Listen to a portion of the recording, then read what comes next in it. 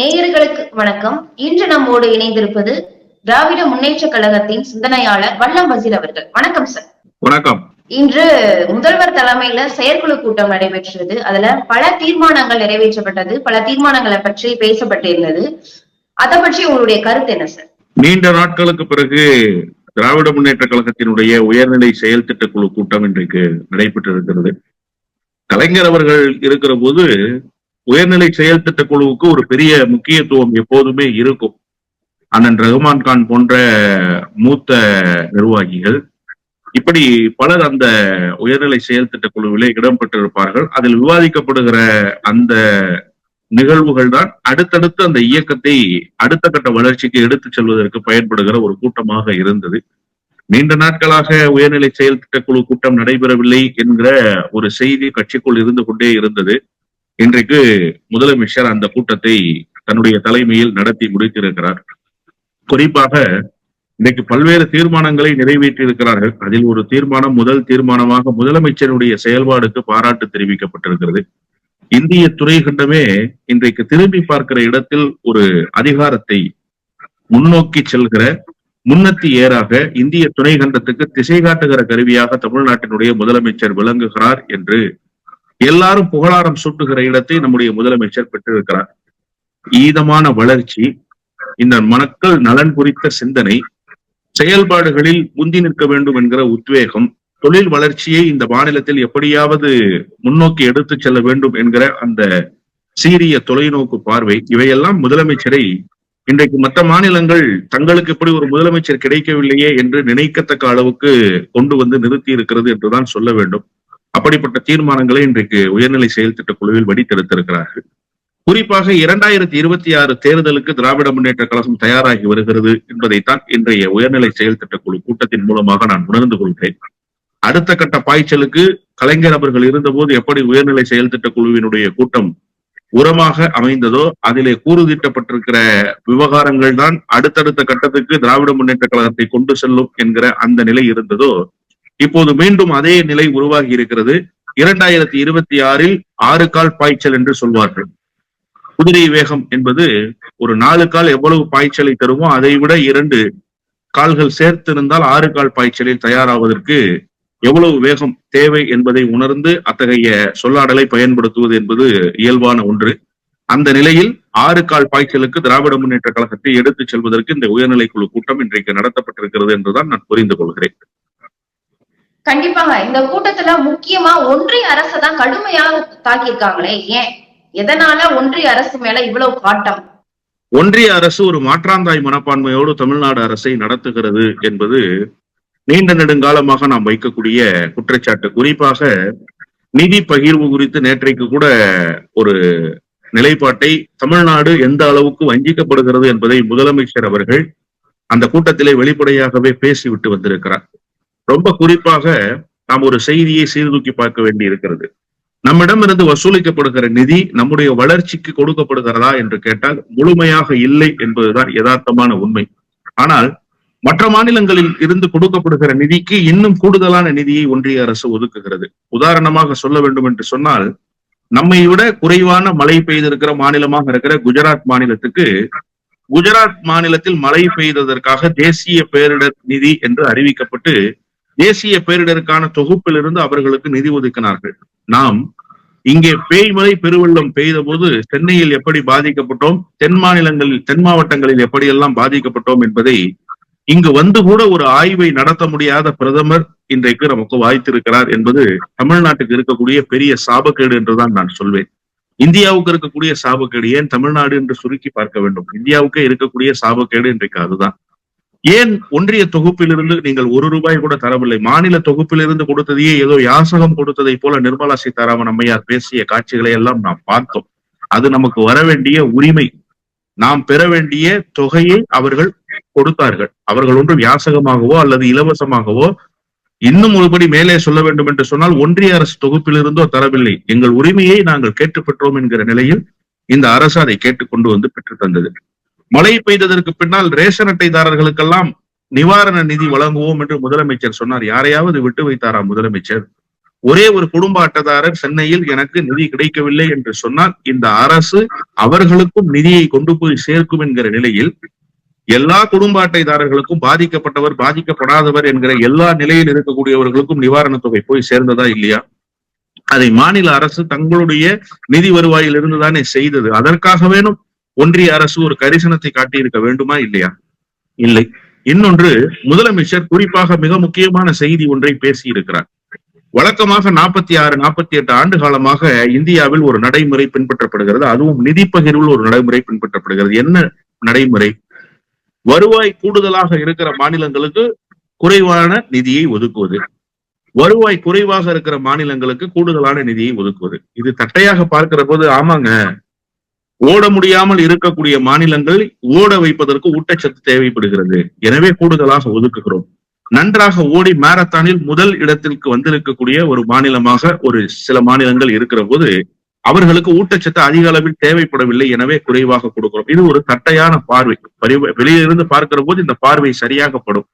46 ஆண்டுகளாக எங்களுக்கு கொடுத்ததை போன்றுதானே அவர்களுக்கும் கொடுத்தீர்கள். நாங்கள் மாநிலத்தினுடைய நலனை கட்டி காத்தது மட்டுமல்லாமல் மாநில கட்டமைப்பை பொருளாதாரத்தில் வலுப்படுத்தி இருக்கிறோமே, மாநிலத்தினுடைய உட்கட்டமைப்பை சீர்படுத்தி இருக்கிறோமே, செம்மைப்படுத்தி இருக்கிறோமே. ஏன் அது பீகார் மாநிலத்தில், குஜராத் மாநிலத்தில், இன்னும் சொல்ல வேண்டும் என்று சொன்னால் ராஜஸ்தான் போன்ற மாநிலங்களில் ஏன் இல்லை? இந்த கேள்வியை எப்போதாவது ஒன்றிய அரசு கேட்டிருக்கிறதா?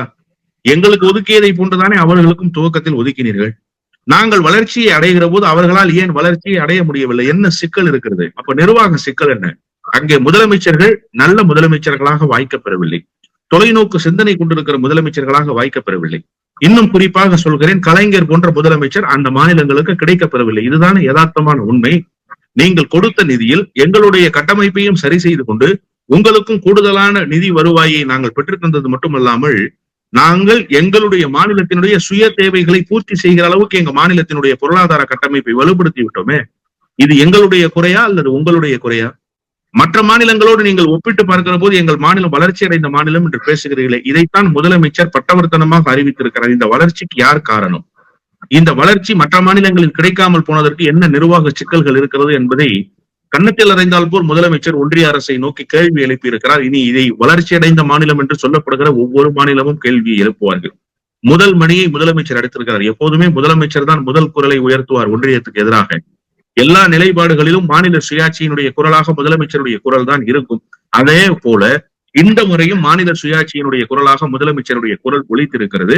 இனி எல்லா மாநிலங்களிலும் இது தொடரும் என்பதுதான். ஒன்றிய அரசு மாற்றாந்தாய் மனப்பான்மையோடு நடந்து கொள்கிற காரணத்தால் ஒன்றிய அரசை கண்டித்து தீர்மானங்கள் நிறைவேற்ற வேண்டிய இடத்துக்கு திராவிட முன்னேற்ற கழகம் தமிழ்நாடு அரசும் வருகிறது. நீங்கள் இந்தியை கொண்டு வந்து LIC-யினுடைய வெப்சைட்ல நேற்று கொண்டு வந்து போடுறீங்க, கண்டனத்தை தெரிவிக்காமல் வாய் மூடி மௌனம் காக்க முடியுமா? ரவியை கொண்டு வந்து ஒரு பேரலல் கவர்மெண்ட்டை ரன் பண்ணணும்னு சொல்லி இங்க கவர்னரா அப்பாயிண்ட் பண்றீங்க. பன்வாரிலால் புரோஹித் விசிட்டுக்கு போகும்போது வாய் மூடி கைகட்டி வேடிக்கை பார்த்து கொண்டிருந்தாரே 10 தோல்வி பழனிசாமி, அது போல நாங்கள் வேடிக்கை பார்த்து கொண்டிருக்க முடியுமா?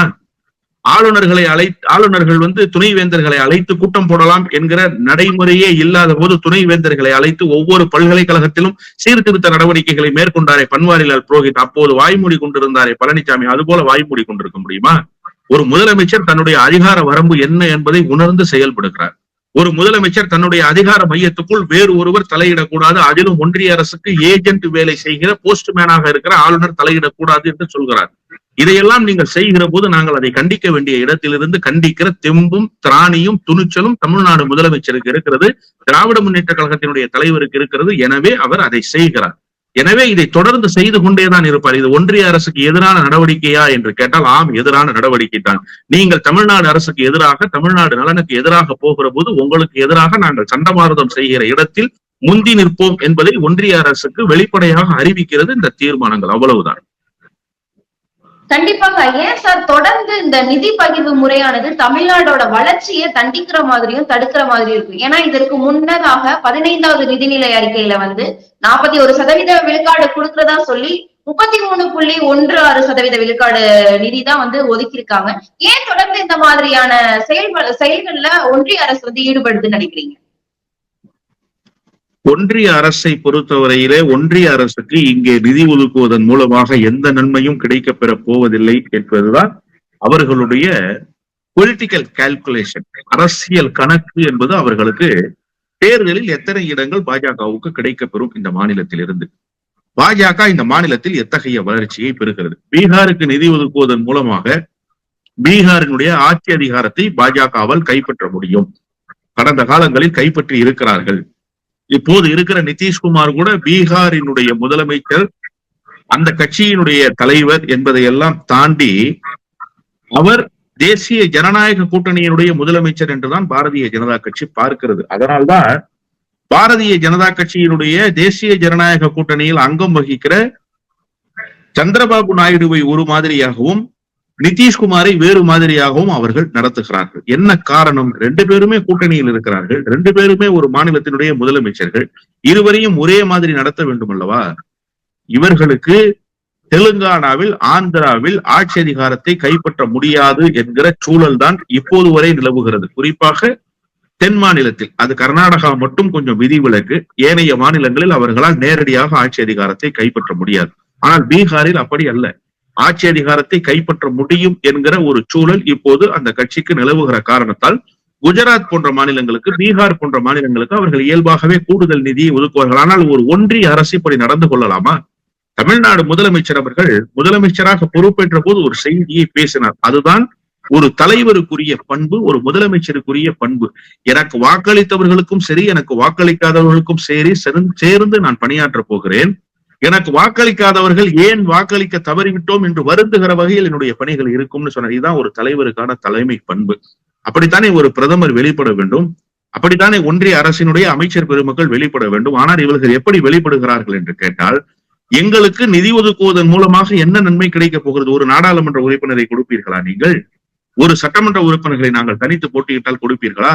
அல்லது முதலமைச்சர் நிலைக்கு நாங்கள் பாரதிய ஜனதா கட்சியை வளர்த்தெடுக்க முடியுமா? அப்படியெல்லாம் வளர்த்தெடுக்க முடியாது என்கிற நிலையில் எதற்காக உங்களுக்கு நாங்கள் நிதியை ஒதுக்க வேண்டும், உங்களிடத்திலே நற்பெயர் தேட வேண்டும் என்கிற நோக்கம் எங்களுக்கு என்ன இருக்கிறது? உங்களால் ஒரு பயனும் எங்களுக்கு இல்லை என்கிற போது உங்களை எந்த வகையிலெல்லாம் நசுக்க முடியுமோ அந்த வகையிலெல்லாம் நசுக்குகிற வேலையை நாங்கள் செய்வோம் என்று சொல்லி இந்த ஒன்றிய அரசு தமிழ்நாட்டை வஞ்சிக்கிற போக்கை தொடர்ந்து கையில் எடுத்து வருகிறது. குறிப்பாக மோடி அரசு அமைந்ததற்கு பிறகு 10 ஆண்டுகள், இப்போது 11வது ஆண்டும் அதே தொடர்கிறது. தமிழ்நாடு 100க்கு 100 விழுக்காடு புறக்கணிக்கப்பட்டிருக்கிறது என்பதுதான் யதார்த்தமான உண்மை. கண்டிப்பாக இனிமேலாவது 16வது நிதிநிலை அறிக்கையின்படி அவர்கள் கேட்ட, அதாவது தமிழ்நாடு அரசு கேட்ட 50 விழுக்காடு கிடைக்குமா, இல்ல இதே அவநிலை தான் தொடருமா? ஏன்னா தமிழ்நாடு நிதிநிலை பாராட்டியிருக்காங்க. தமிழ்நாடு, அதாவது இவர்கள் கேட்டது நியாயம் சொல்லிட்டு பாராட்டியிருக்காங்க. பாராட்டியதோடு மட்டும் விட்டுருவார்களா, இல்ல ஒன்றிய அரசு நிதியை கேட்டு பெற்று கொடுப்பார்கள் நினைக்கிறீங்களா? நிச்சயமாக ஒன்றிய அரசிடம் இருந்து அவர்கள் கேட்டு நிதியை பெற்றுக் கொடுக்க வேண்டியது அவர்களுடைய தார்மீக கடமை. ஆனால் அவர்கள் அப்படி செய்ய முடியுமா, அதற்கு செவி சாய்க்குமா என்று கேட்டால் அது $1 மில்லியன் கொஸ்டின். அதற்கு பதிலே கிடைக்காது. ஒன்றிய அரசு இந்த புள்ளி விவரங்கள் எல்லாம் கையில் இல்லாமல் வெறுமனே அது மறுக்கிற சூழலுக்கு இருந்திருந்தால் நீங்கள் சொல்வதெல்லாம் ஏற்புடையது. அரசுக்கு எடுத்து சொல்லி இந்த மாநிலத்தினுடைய நலன் எவ்வளவு முக்கியம், இந்த மாநிலத்தினுடைய வளர்ச்சி ஒன்றிய அரசுக்கு எவ்வளவு துணை நிற்கிறது என்பதை புரிய வைக்க முடியும். தூங்கி கொண்டிருப்பவரை நீங்கள் எழுப்பலாம், தூங்குவது போல் நடிப்பவரை எழுப்ப முடியுமா? அது போலத்தான் ஒன்றிய அரசும்.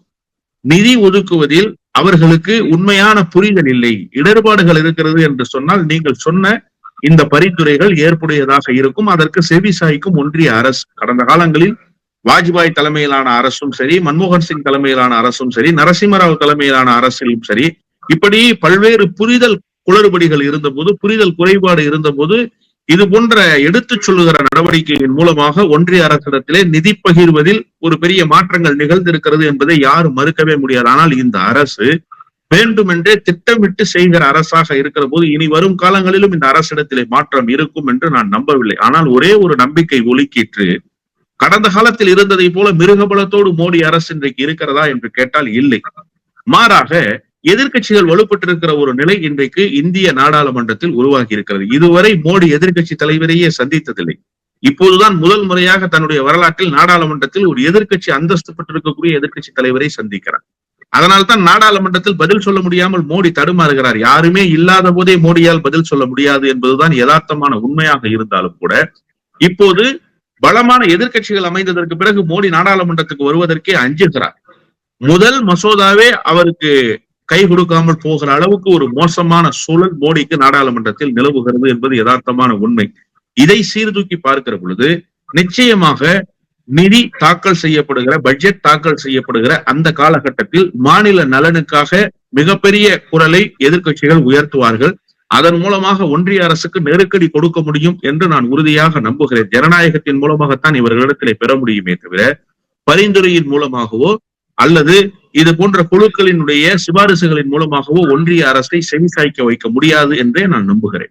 இன்னொரு விஷயம், எல்ஐசி இன்சூரன்ஸ்ல வந்து இணையதள மூலியமாக பதிவு பண்றதுக்கு ஆங்கிலம், தமிழ்னு 2 மொழிகள் இருந்தது. இந்த 2 மொழிகளையும் தூக்கிட்டு இந்தி மொழியை வந்து திணிச்சிருக்காங்க. இப்ப பல கண்டனத்துக்கு பிறகு இன்று திரும்பவும் ஆங்கில மொழிக்கு மாற்றிருக்காங்க. ஏன் தமிழ்நாட்டுல, இந்தியா முழுவதும் வந்து இந்தி மொழியை வந்து திணிக்கணும்னு நினைக்கிறாங்க? பல்வேறு நாடுகளில் காப்பீட்டு நிறுவனங்கள் இயங்கி வருகிறது. மேக்ஸ் ஒரு காப்பீட்டு நிறுவனம், அலையன்ஸ் ஒரு காப்பீட்டு நிறுவனம், ஆக்ஸா ஒரு காப்பீட்டு நிறுவனம், இவையெல்லாம் பன்னாட்டு நிறுவனங்கள். இந்த நிறுவனங்கள் எல்லாம் அந்தந்த மொழியிலா, ஸ்பானிய மொழியில், ஜெர்மானிய மொழியில், பிரெஞ்சு மொழியிலா அவர்களுடைய இணையதளத்தை வைத்திருக்கிறார்கள்? இல்லை. உலக பொதுமொழியாக இருக்கிற ஆங்கிலத்தில் வைத்திருக்கிறார்கள். வேர்ல்டு வைட் என்று சொல்வார்கள், குளோபலி என்று ஆங்கிலத்தில் அதற்கு பெயர். அப்படி உலக நாடுகள் முழுவதும் இயங்கி வரக்கூடிய நிறுவனம் என்பது, பன்னாட்டு நிறுவனம் என்பது உலக பொதுமொழியில் இயங்கிட வேண்டும். அப்போதுதான் எந்த மொழி பேசுபவர்களாக இருந்தாலும் இயல்பாக ஒரு பாலிசியை பெறுவதற்கோ அல்லது அந்த பாலிசி குறித்து அதனுடைய செயல்பாடுகள் எப்படி இருக்கும் என்று அறிந்து கொள்வதற்கோ அது பயன்படும். உலகிலேயே முதல் முறையாக ஒரு காப்பீட்டு நிறுவனத்தினுடைய இணையதளம் என்பது ஹிந்தி மொழியில் இருந்தது என்று சொன்னால் அது எல்ஐசி தான். ஏற்கனவே எல்ஐசி என்கிற பொதுத்துறை நிறுவனத்தை எந்த அளவுக்கு சிதைக்க முடியுமோ, எந்த அளவுக்கு சின்னாபின்னப்படுத்த முடியுமோ அந்த அளவுக்கு அதை சிதைத்து போட்டிருக்கிற வேலையை இந்த ஒன்றிய அரசு செய்திருக்கிறது. இப்போது ஒரு முயற்சியை அவர்கள் எடுத்து பார்த்தார்கள். நேற்றைக்கு முதல் குரலை மதிமுகவினுடைய பொதுச் செயலாளர் உயர்த்தினார், மரியாதைக்குரிய வைகோ அவர்கள். முதலமைச்சர் கடும் கண்டனத்தை தெரிவித்தார். அதிசயத்திலும் அதிசயமாக என்ன நடந்தது என்று கேட்டால், திடீரென மான ரோஷம் வெட்கமெல்லாம் வந்து எடப்பாடி பழனிசாமியும் நேற்றைக்கு கண்டனம் தெரிவித்தார். உண்மையிலேயே பாராட்டத்தக்க நிகழ்வுதான். அவ்வப்போது சூடு சுரணை வருகிறதே என்று நாம் மகிழ வேண்டி இருக்கிறது. எனவே ஒட்டுமொத்த எதிர்ப்பையும் தேடியதற்கு பிறகு வேறு வழி இல்லாமல் எல்ஐசி என்ன சொன்னது? நிர்வாக குளறுபடி ஏற்பட்டு விட்டது, சிறிய மாறுதல்கள் நடந்து விட்டது. அது எப்படி நிர்வாக குளறுபடி நடந்தால் ஒட்டுமொத்த இணையதளமும் தமிழில் மாறிவிடுமா? ஒட்டுமொத்த இணையதளமும் கன்னட மொழியில் மாறிவிடுமா? ஒட்டுமொத்த இணையதளமும் ராஜதானி மொழியில் மாறிவிடுமா? பிராந்திய மொழிகளில் மாறுமா? இப்படி அந்தந்த மாநிலங்களுக்கென்று இருக்கிற மொழியில் மாறாத போது எந்த மாநிலமுமே இந்தியை தாய்மொழியாக கொண்டிருக்கிற மாநிலமாக, மாநிலத்தினுடைய மொழியாக ஹிந்தி இல்லாத ஒரு மொழி எப்படி ஒட்டுமொத்த இணையதளத்தினுடைய மொழியாக மாறுகிறது? என்னை பொறுத்தவரையில் ஒரு முன்னோட்டத்தை அவர்கள் பார்த்தார்கள். எதிர்ப்பு பெரிய அளவுக்கு வந்ததற்கு பிறகு இனி வேறு வழியே இல்லை. இந்த எதிர்ப்பை இப்படியே விட்டு வைத்தால் இது பெரிய அளவில் பின்னடைவை இந்த பொதுத்துறை நிறுவனத்துக்கு ஏற்படுத்தும் என்கிற அந்த நிலையிலிருந்து அவர்கள் பின்வாங்கி இருக்கிறார்கள். எனவே எதிர்ப்பின் மூலமாக எல்ஐசி பின்வாங்கி இருக்கிறது என்றுதான் நான் புரிந்து கொள்கிறேன். இப்போதல்ல, எப்போதுமே நீங்கள் இந்தியை திணிக்கிற முயற்சிக்கு தமிழ்நாடு துணை போகாது. தமிழ்நாடு துணை போவது மட்டுமல்ல, இந்தி பேசாத மாநிலங்களை ஒன்று திரட்டி உங்களுக்கு எதிராக சண்டமாருதம் செய்கிற இடத்தில் தமிழ்நாடு இருக்கும் என்பதுதான் யதார்த்தமான உண்மை. உத்தரப்பிரதேசத்துல இன்று தேர்தல் நடைபெற்று இருக்கு சார். அங்க முஸ்லிம்களை ஓட்டு போட விட மாட்டேங்கிறதா ஒரு குற்றச்சாட்டு இருந்திருக்கு. அது மட்டும் இல்ல, அந்த மாநிலத்தோட எம்பியும் முஸ்லிம்களுடைய ஓட்டு எங்களுக்கு தேவையில்லை அப்படின்னு சொல்லி சதீஷ் கௌதம் அவர்களும் சொல்லியிருக்காங்க. மதவெறி செயலை கையில எடுத்து சொல்லியிருக்காங்க. ஏன் இந்த மாதிரி தொடர்ந்து முஸ்லிம்களுக்கு எதிராகவே வந்து செயல்படுது இந்த ஒன்றிய அரசு? மத சிறுபான்மையினரை கண்டு இந்த அரசு அஞ்சுகிறது. மத சிறுபான்மையினுடைய வாக்குகள் எதிர்தரப்புக்கு சென்று விட்டால் காங்கிரஸ் ஒரு மகத்தான வெற்றியை, இந்தியா கூட்டணி ஒரு மகத்தான வெற்றியை பெற்றுவிடும் என்கிற அச்ச உணர்வு தான் இதனுடைய முதல் காரணமாக இருக்க வேண்டும். குறிப்பாக உத்தரப்பிரதேசத்தில் இவ்வளவு பெரிய தோல்வியை பாரதிய ஜனதா கட்சி நாடாளுமன்ற தேர்தலில் தழுவியதற்கு பின்னால் பாரதிய ஜனதா கட்சி ஒரு மிகப்பெரிய பின்னடைவை சந்தித்திருக்கிறது என்று பேசுகிற அளவுக்கு உத்தரப்பிரதேச அரசியலினுடைய நிலைமை தலைகீழாக மாறி போனது. உதாரணமாக, எந்த அயோத்தியை, எந்த ராமர் கோயிலை வைத்து இந்தியா முழுமைக்கும் அரசியல் செய்யலாம் என்று நினைத்தார்களோ அந்த அயோத்தியை உள்ளடக்கி இருக்கக்கூடிய பகுதியிலேயே பாரதிய ஜனதா கட்சியால் வெல்ல முடியவில்லை. மாறாக அகிலேஷ் அவர்களினுடைய அந்த பிரச்சாரமும் அந்த வியூகமும் அதற்கு துணையாக பிரியங்கா காந்தி அவர்கள் நின்றதும் தேர்தலில் ஒரு மிகப்பெரிய வெற்றியை உத்தரப்பிரதேசத்தில் இந்தியா கூட்டணிக்கு பெற்று தந்தது. உண்மையிலேயே வெற்றியின் நாயகன் இந்தியா கூட்டணியில் யார் என்று கேட்டால், கூட்டணியை கட்டுக்கோப்பாக வைத்துக் கொண்டு கூட்டணி சிதையாமல் 100 விழுக்காடு வெற்றியை பெற்ற நம்முடைய தமிழ்நாட்டினுடைய முதலமைச்சர் ஒரு நாயகன் என்று சொன்னால், அவர்களினுடைய கோட்டைக்குள்ளேயே அவர்களை அசைத்து பார்த்த அகிலேஷ் தான் இந்த கூட்டணியினுடைய இன்னொரு நாயகன் என்றுதான் நான் சொல்வேன். அந்த அளவுக்கு ஒட்டுமொத்தமாக பாரதிய ஜனதா கட்சியினுடைய எதிர்ப்பு வாக்குகளை ஒருமுகப்படுத்தினார் அகிலேஷ் என்றுதான் சொல்ல வேண்டும். இப்போது நிலைமை என்னவென்று கேட்டால், மதச்சிறுபான்மையினுடைய வாக்குகள் என்பது பாரதிய ஜனதா கட்சிக்கு அடிக்கப்படுகிற சாவுமணி என்பதை பாரதிய ஜனதா கட்சி உணர்ந்திருக்கிறது. எனவே அவர்களை வாக்களிக்க விடாமல் தடுப்பதும், அவர்களை வாக்குச்சாவடி மையங்களிலிருந்து அப்புறப்படுத்துவதும் என்பது பாரதிய ஜனதா கட்சிக்கு கிடைக்கிற சொற்ப வாக்குகளின் மூலமாக பாரதிய ஜனதா கட்சி வெற்றியை பெற்று விடலாம் என்று நினைக்கிறார்கள். இதுல என்ன நகைமுரண் என்று கேட்டால், எங்களுக்கு சிறுபான்மை மக்களுடைய வாக்குகள் தேவையில்லை என்று சொல்கிறார். சிறுபான்மை மக்கள் உங்களுக்கு வாக்களிப்பதற்கே தயாராக இல்லை என்பதுதான் யதார்த்தமான உண்மை. நீங்கள் என்ன சீச்சி இந்த பழம் புளிக்கும் என்பதை போல உங்களுடைய வாக்குகள் எங்களுக்கு தேவையில்லை என்று சொல்வது? உங்களுக்கு வாக்களிப்பதற்கு எந்த சிறுபான்மையினர் தயாராக இருக்கிறார்கள்? குஜராத்தில் வேண்டுமானால் போரா முஸ்லிம்கள் தயாராக இருக்கலாம். ஆனால் வேறு எங்க இருக்கக்கூடிய இஸ்லாமியர்களாவது, வேறு எங்க இருக்கக்கூடிய கிறிஸ்தவர்களாவது உங்களுக்கு வாக்களிப்பதற்கு தயாராக இருக்கிறார்களா? இவ்வளவு அட்டூழியங்களை, இவ்வளவு அயோக்கியத்தனங்களை நீங்கள் சட்டத்துக்கு புறம்பாக உங்களுடைய அதிகாரத்தை பயன்படுத்தி கொள்ளைப்புற வழியாக இந்த சமூகத்தையே நசுக்குகிற வேலையை நீங்கள் பார்த்ததற்கு பிறகு இனி மானமுள்ள எவராவது உங்களுக்கு வாக்களிப்பதற்கு முன் வருவார்களா? எவரும் உங்களுக்கு வாக்களிக்க முன்வர மாட்டார்கள். பயத்தினுடைய வெளிப்பாடாகத்தான் இப்படிப்பட்ட கருத்துக்களை பாரதிய ஜனதா கட்சி வெளிப்படுத்துகிறது என்றுதான் நான் பார்க்கிறேன். கண்டிப்பா பல விவரங்களை தெளிவாகவும் விளக்கமாகவும் எடுத்துரைத்து நேர்காணல் கொடுத்தமைக்கு நன்றி சார்.